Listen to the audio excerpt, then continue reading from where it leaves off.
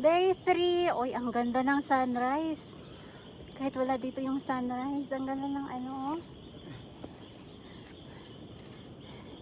Day 3, 5:15 in the morning. Ganda. Ganda ng bundok na to. Kaso nga lang nakaka-stress. Yes.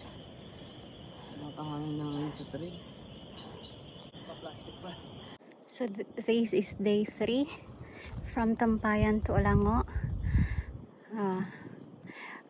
Puro ugat, bato-bato, but it's nice. Look at that trail.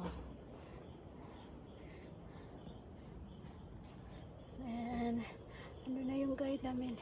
Pababa. Puro bato. Ugat. Buti nilang may mga ugat.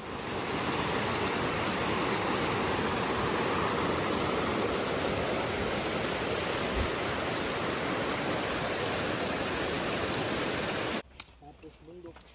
Akyat. Tapos mga pananin lang. Flatbeds. Finally! 40 minutes from the river. Thank you, Giting. Ang ganda mo. Nakaka-stress, pero sobrang ganda. Sulit na sulit.